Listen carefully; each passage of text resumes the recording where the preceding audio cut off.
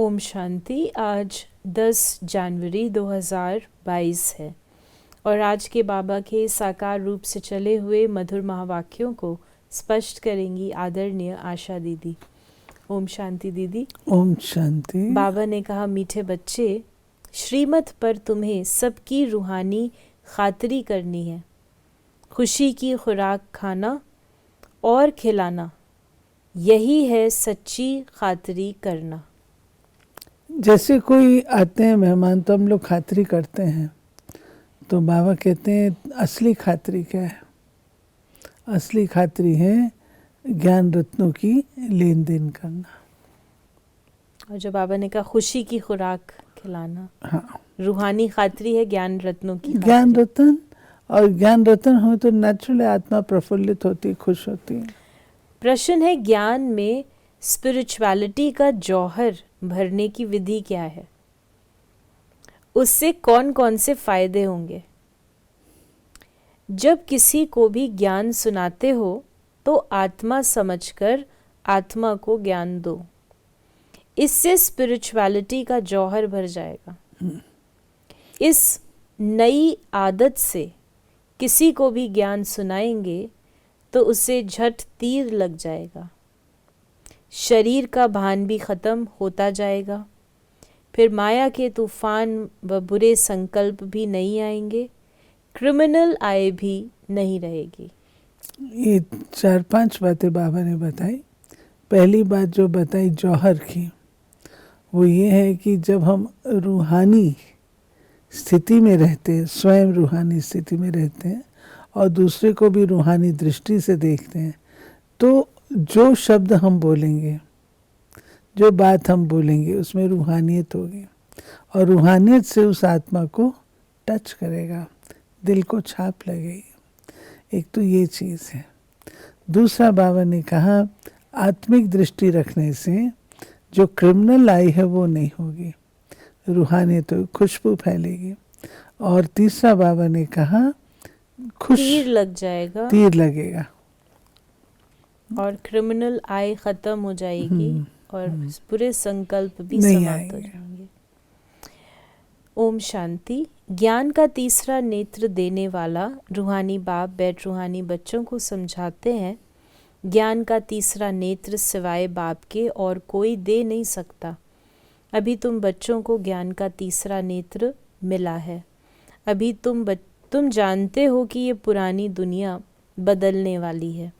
बेचारे मनुष्य नहीं जानते कि कौन बदलाने वाला है और कैसे बदलाते हैं, क्योंकि उन्हों को ज्ञान का तीसरा नेत्र ही नहीं है। ज्ञान का तीसरा नेत्र शिव बाबा को त्रिनेत्र भी कहा जाता है। अगर आपने गौर किया होगा तो जो देवी देवताएं हैं उनके मस्तक पर नेत्र दिखाते हैं। अब नेत्र कोई यहाँ पर तो होता नहीं है, परंतु नेत्र जो है वो निशानी है जागृति की। जब ज्ञान का नेत्र अर्थात जागृति आती है तो उससे हमारा जो सारा जीवन है वो बदल जाता है। तुम बच्चों को अभी ज्ञान का तीसरा नेत्र मिला है, जिससे तुम सृष्टि के आदि मध्य अंत को जान गए हो। ये है ज्ञान की सैक्रीन। सैक्रीन का एक बूंद भी कितना मीठा होता है। ज्ञान का भी एक ही अक्षर है, मन मना भव। ये अक्षर सभी को कितना मीठा है। ये सैक्रीन है, ज्ञान की जो सैक्रीन है वो है एक ही अक्षर बाबा ने का मन मना भाव। जैसे सैक्रीन की एक ड्रॉप काफ़ी होती है, ऐसे ये चीज़ है।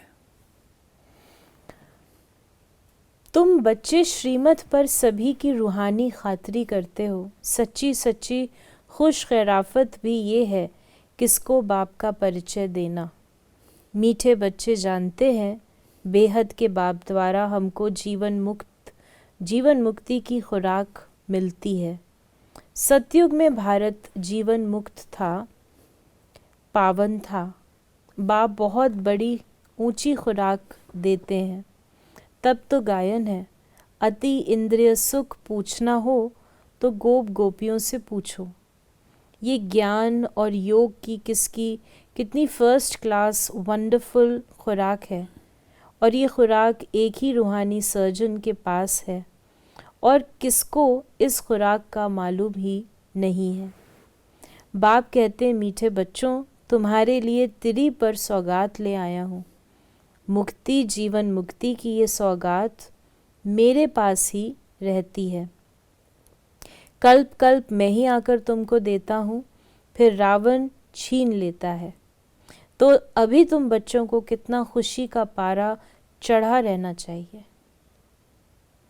बाबा ने कहा, तुम जानते हो हमारा एक ही बाप टीचर और सच्चा सच्चा सद्गुरु है जो हमको साथ ले जाते हैं।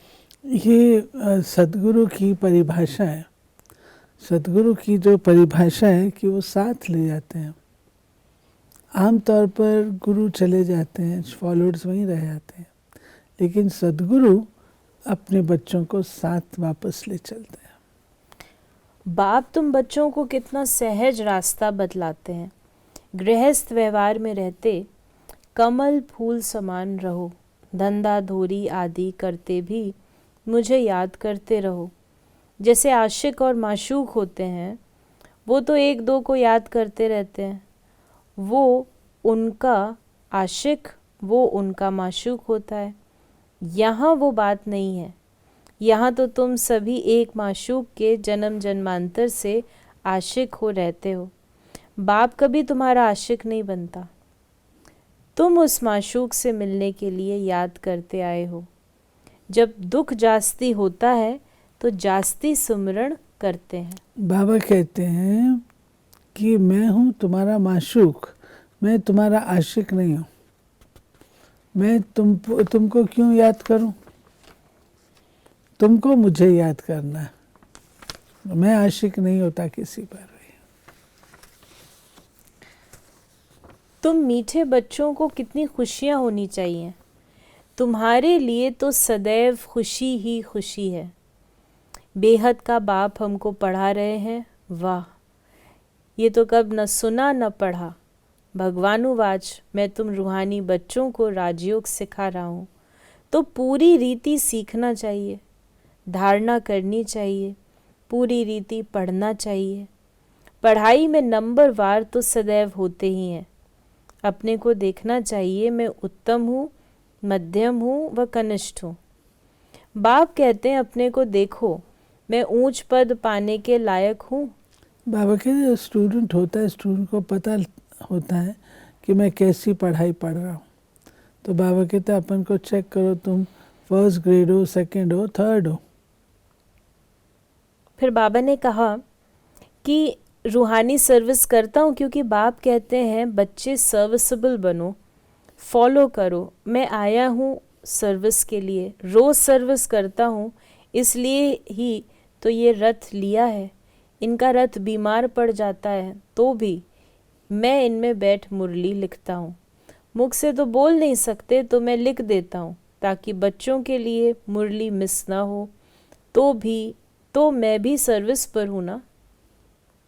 ये है रूहानी सर्विस। तुम भी बाप की सर्विस में लग जाओ। On God fatherly service. बाप ही तुमको सारे विश्व का मालिक बनाने आए हैं। जो अच्छा पुरुषार्थ करते हैं उनको महावीर कहा जाता है। देखा जाता है कौन महावीर हैं, जो बाबा के डायरेक्शन पर चलते हैं। फिर बाबा जो महावीर होंगे वो बाबा के डायरेक्शन पर चलेंगे। बाबा जो कहेगा उसका पालन करेंगे। बाबा ने कहा कि बाप बैठ बच्चों को रूहानी ड्रिल सिखलाते हैं। जब कोई से बात करो तो पहले अपने को आत्मा समझो। हम आत्मा फलाने भाई से बात करते हैं, बाप का पैगाम देते हैं कि शिव बाबा को याद करो। याद से ही जंक उतरनी है। सोने में जब अलॉय पड़ती है तो सोने की वैल्यू ही कम हो जाती है। तुम आत्माओं में भी जंक पड़ने से तुम वैल्यूलेस हो गए हो। अब फिर पावन बनना है। तुम आत्माओं को अब ज्ञान का तीसरा नेत्र मिला है।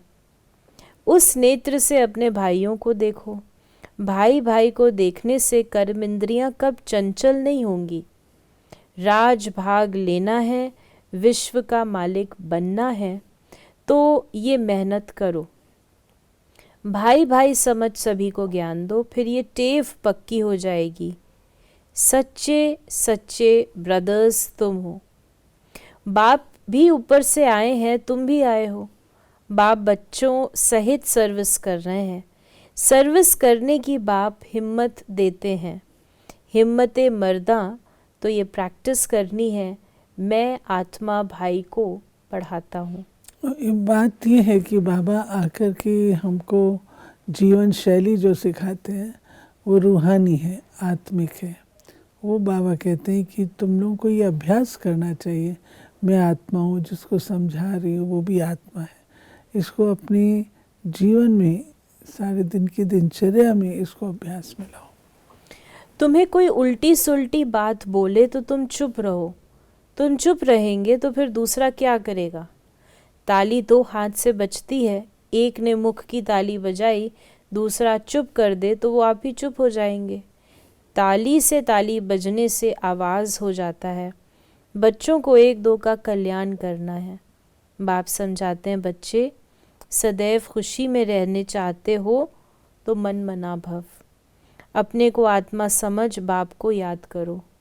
भाइयों तरफ देखो, आत्माओं तरफ देखो। भाइयों को भी ये नॉलेज दो। ये टेव पड़ जाने से फिर क्रिमिनल आए धोखा नहीं देगी। योग कराते हो तो भी अपने को आत्मा समझ भाइयों को देखते रहेंगे तो सर्विस अच्छी होगी। बाबा ने कहा कि इस संगम युग को थोड़े छोड़ेंगे नहीं तो पार कैसे जाएंगे, कूदेंगे थोड़े। ये वंडरफुल संगम युग है, तो बच्चों को रूहानी यात्रा पर रहने की टेव डालनी है। तुम्हारे ही फायदे की बात है। बाप की शिक्षाएं भाइयों को देनी है। बाप कहते हैं, मैं तुम आत्माओं को ज्ञान दे रहा हूँ, आत्मा को ही देखता हूँ। फिर बाबा ने कहा कि बाप जानते हैं बच्चों को ये शिक्षा देना भी मेरा पाठ है, कोई नई बात नहीं है। हर 5000 वर्ष बाद हमको आना होता है। मैं बंधायमान हूँ, बच्चों को बैठ समझाता हूँ। मीठे बच्चे, रूहानी याद की यात्रा में रहो तो अंतमति सुगति हो जाएगी। बाबा कहते मैं अपना पार्ट प्ले करता हूँ। मेरा पार्ट है बच्चों को शिक्षा देना, तो मैं आ करके बच्चों को शिक्षा देता हूँ। ये ड्रामा की नूंद है, ये कोई एक्स्ट्रा या कोई मैं स्पेशल एहसान नहीं करता हूँ, ये मेरा पार्ट है। वरदान है, ब्रह्मा बाप के प्यार का प्रैक्टिकल सबूत देने वाले सपूत और समान भव। यदि कहते हो कि ब्रह्मा बाप से हमारा बहुत प्यार है, तो प्यार की निशानी है जिससे बाप का प्यार रहा उससे प्यार हो। जो भी कर्म करो, कर्म के पहले, बोल के पहले, संकल्प के पहले चेक करो कि ये ब्रह्मा बाप को प्रिय है। ब्रह्मा बाप की विशेषता विशेष यही रही, जो सोचा वो किया, जो कहा वो किया। ऑपोजिशन होते भी सदा अपनी पोजीशन पर सेट रहे। तो प्यार का प्रैक्टिकल सबूत देना अर्थात फॉलो फादर कर सपूत और समान बनना। स्लोगन है, खुशनसीब आत्मा वो है जिसके संकल्प में भी दुख की लहर नहीं आती। खुश नसीब हो जिसको ज़रा भी दुख की लहर ना आए, तब तो खुश नसीब है। तो ये थे बाबा के आज के महावाक्यों का स्पष्टीकरण। यदि आपके मन में कोई भी सवाल है तो आप मैसेज या व्हाट्सएप करें 8826599309 पर। ओम शांति।